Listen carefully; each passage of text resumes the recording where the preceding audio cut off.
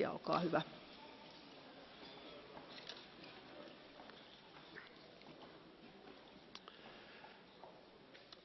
Thank you, President. Commissioner, dear colleagues, let me begin by thanking Commissioner Malmström and the EU's chief negotiator, Mauro Petrucciani, for their intensive work on this agreement with Japan and for our good cooperation. And let me also thank the shadow rapporteurs.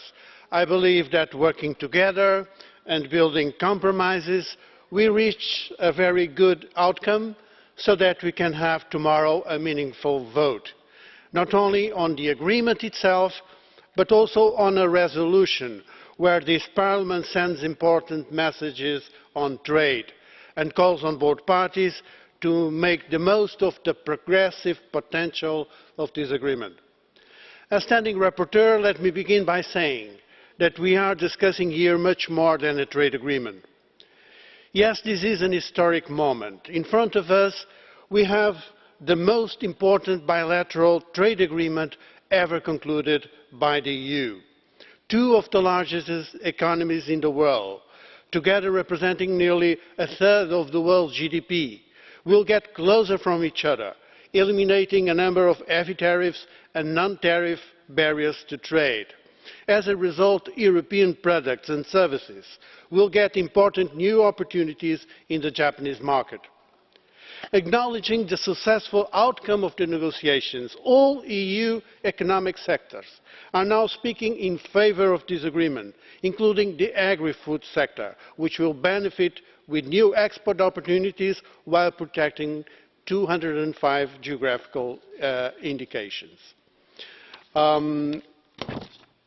But no matter how relevant it may be from the economic point of view, this agreement is most of all of major strategic importance. This agreement gives us the chance to shape the global agenda at times of rising protectionism, sending a clear and timely signal in favour of an open, fair and rules-based trading system. We should not miss this opportunity to promote our own values and standards in the Asia-Pacific region and in global trade.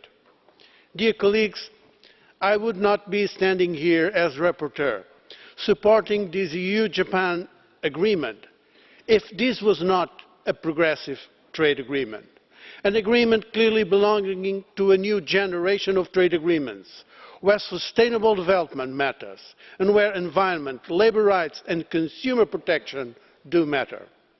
Of course, there is no such thing as perfect agreements, but this agreement recognises the UN Sustainable Development Goals. It is the first trade agreement with a reference to the Paris Agreement on climate change, and it fully respects public services and the right to regulate. Moreover, it includes not only a commitment to pursue the ratification of core ILO conventions, but also a review clause for improving the enforceability of labour and environmental rules. Japan, it's fair to say, has done substantial efforts even before the entry into force of the agreement, and is already discussing at interministerial level the implementation of its sustainable development commitments. This should be warmly welcomed as a very good sign. Dear colleague, this Parliament closely followed these negotiations from the beginning. We were supportive but also demanding. Last Friday, the Japanese Parliament approved the agreement. Tomorrow, this Parliament will have the final say. My position as rapporteur is that this trade agreement is economically balanced and of major strategic importance.